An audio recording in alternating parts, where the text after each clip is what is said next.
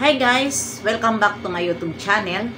Good morning, good afternoon, good evening sa ating lahat. Saan man tayo sulok ng mundo. Sana ay nasa mabuti tayong kalagayan at ligtas sa anuman masamang kapahamakan. At bago ang lahat, shoutout muna tayo sa founder ng Kalingap, Kuya Bal Santos Matubang at Edna Vlogs, Kalingap Frab, syempre kay Jack Matubang, at sa lahat ng mga sponsor na walang sawa tumulong sa mga nangangailangan, more blessing to come. At syempre, shout out sa Kalingap Strikers, hindi ko na kayo maisa-isa, at mga kaibigan ko dito sa mundo ng YouTube, lalong-lalo na si Tita Lydia, Tita Thankful, ayan, Hayat's Mix Vlog, Cel TVPH, Jacqueline Docosin, mega love shout out sa inyong lahat. At ayan na nga, ano ngayon ang ating reaction video. Bigyan natin ng reaction itong naging post ni Maricel Torres na ito ay isa ito na member ng Watcher na pinapangunahan ni Sangkay Loans TV. Ano? At ayan na nga, no, medyo, hindi lang medyo, nasaktan dito si Maricel Torres doon nga sa comment ni Kalinga Frab doon sa live ni July Fonel na nasabi doon ni Kalinga Frab na nagtataka siya nga na umabot ng 125k ang kay Joy birthday pero 1 week hindi pa naka 600,000 pa lang. 'Di ba? Doon siya nagtataka. At bakit ito si Maricel Torres ay galit na galit at gustong manakit, at ito pa nga ang kanyang doon pinost, at ito ay si Kalinga Frab talaga ang kanyang pinonteriya na kanyang banatan sa kanyang Facebook page. At ayun na, Sangkay, ano ngayon ang masasabi mo dito sa mga kasamahan mo? Dahil alam ko ito si Maricel Torres ay isa itong sponsor. Dahil ikaw mukhang sponsor ka. Siguro ko naman maano ka ngayon? Mahihirapan ka kung ano ang gagawin mo dyan. Dahil member mo yan sa Watcher mo. At bakit hindi mo na-monetize? Na-monetize.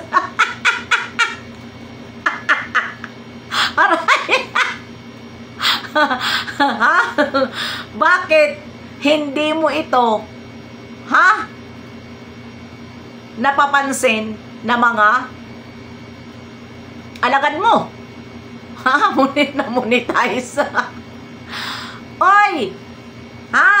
Sangkay, kilala kita. Puro ka marites. Wala kang pakialam sa member mo. Kung ano ang nangyayari sa loob ng member mo. Dahil ako yung taong pinagsasabihan nyo na tanga-tanga, pero namomonitor ko po ang aking member. Kung ano po ang kanilang pinagagawa at ano po ang dapat gawin, at sinasaway ko po sila kapag hindi maganda ang kanilang mga reaksyon. Ako po ay nagsasabi sa kanila at hindi ko po doon nilalagay sa aming Kalingap Strikers, kundi tinatawagan ko sila bawat isang member ko na wag po natin palakihin ang isyu. Pero ikaw ngayon, siguro ko nahihirapan ka dahil tinawag dito si Kalinga Frab ni Maricel Torres na buaya. At babasahin ko Hoy, Rab, ikaw naman nakinabang sa Diyos dahil sa channel mo, yan sa tono ng salita mo, parang duda ka sa Diyos ni Joy. Kung sa premiere mo noon, maraming nanood, may magagawa ka bang pigilan pagtaas ng views? Pwede ba i-boost ang live premiere mo bago ka mag-comment. Isip-isip din, beneficiary mo yan sa channel mo. Nakinabang ka sa views, duda ka sa tingin mo. Si Edrica, ilang buwan ba mag-milyon views? Bakit silang ba organic? Huwag maging buaya. Huwag maging buaya, no? Ayan, ang sabi niya dito. Ito po ay nasaktan si Maricel doon sa live na nag-comment doon si Kalinga Prab. Ay, sangkay! Ha? Halatado na kayo, sangkay! Ha? Kaya puro Marilyn Tiang ka. Ha? Lahat ng mga pinagsasabi ni Marilyn Tiang, nire-reaksyonan mo. Diba? Kasi pareho kayo sinungaling. Bakit hindi mo iniintindi ang group mo? Ha?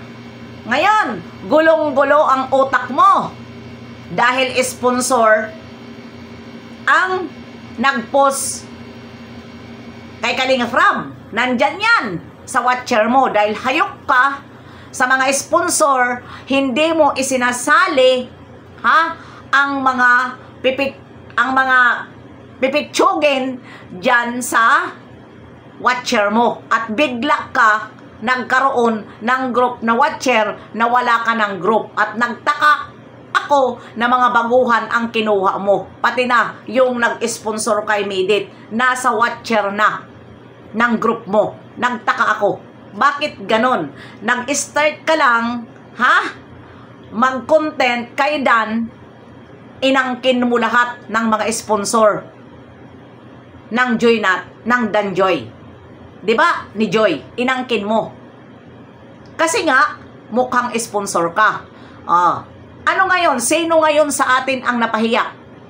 At bakit kinakampihan mo si Tiang? At bakit naniniwala ka kay Tiang na antay-kalingap na? Antay-kalingap ka na ba, sangkay? Di ba halatado ka na? Antay-kalingap ka na? Kawawa ka naman, sangkay. Diyos ko Lord, huwag mo na gamitin ang kalingap, ay. Lumayas ka na sa kalingap dahil halatado ka na, Kayo ni Marilyn Tiang ang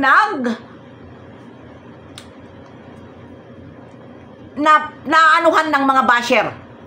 Yung mga content nyo ni Marilyn Tiang, matandang paorong, pareho po kayo hahakot ng basher. Marami po ang basher ng kalingap. Diyan sa mga content nyo.